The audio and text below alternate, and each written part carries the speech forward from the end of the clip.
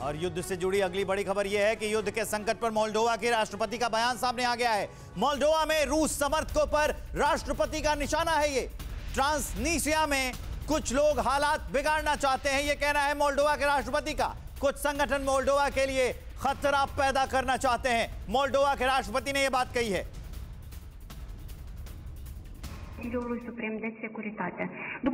पिछले 24 घंटे से ट्रांसनीस्ट्रिया में जो कुछ भी हो रहा है वो सब इलाके में तनाव बढ़ाने के लिए है। कुछ हफ्तों से ट्रांसनीस्ट्रिया के स्कूलों और अस्पतालों में बम हमलों की धमकी दी जा रही है।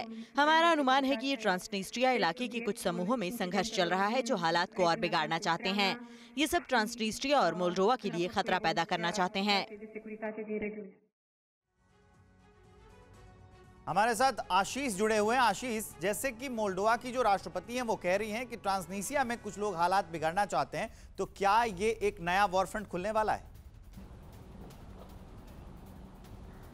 ऑलरेडी खुल गया है विवेक। अगर आप पिछले 48 घंटों में एक्शंस देखें, जिस तरह से रशियन अग्रेशन मोल्डोवा में देखने मिला है और मोल्डोवा से रिएक्शन भी आने शुरू हो गए हैं, ये पूरी तरह से प्रूव करता है कि जो रशियन अग्रेशन है वो अब मोल्डोवा पर भी उतनी तेजी से नहीं जितना इंटेंस और तेजी से यूक्रेन पर होता, लेकिन वहां पर एक्शन शुरू जरूर हो गया है। और वहां पर इक्वेशन सिमिलर है यूक्रेन जैसे कि ऑलरेडी आप रशियन डिप्लॉयमेंट आप देखेंगे, कुछ फोर्सेज हैं और मोल्डोवा को स्वीप करने में, क्लीनली एकदम निकालने में कुछ घंटों से ज़्यादा का समय नहीं लगेगा रशिया को, अगर वो पूरी तरह से और जल्द से जल्द चाहे तो। लेकिन बड़ी बात इसमें ये निकल कर सामने आती है कि क्या वो सोवियत संघ की तरफ बढ़ रहा है, इसके भी संकेत मिलने शुरू हो गए हैं।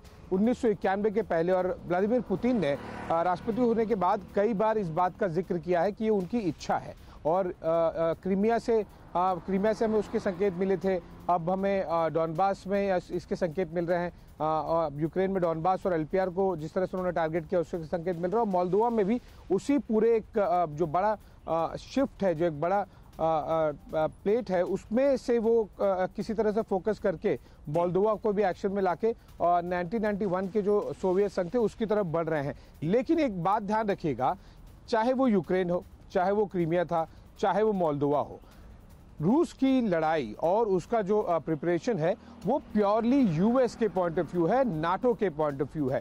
इसीलिए बहुत तेज, बहुत जल्द, बहुत ज्यादा एक साथ में हमें कहीं भी, चाहे वो यूक्रेन हो या फिर मोल्डोवा, एक साथ में ऑफेंसिव देखने नहीं मिल रहा है। वो इंस्टॉलमेंट्स में कर रहे हैं ताकि जो नाटो है या फिर अमेरिकन फोर्सेस हैं वो सामने आ सके, जो कि अभी तक डायरेक्टली आए नहीं है। पीछे से काम कर रहे हैं वो बिल्कुल सामने आके लड़े। आशीष, आपका बहुत बहुत धन्यवाद इस जानकारी के लिए। फिक्र आपकी, सोमवार से शुक्रवार रात 9 बजे सिर्फ TV9 भारतवर्ष पर।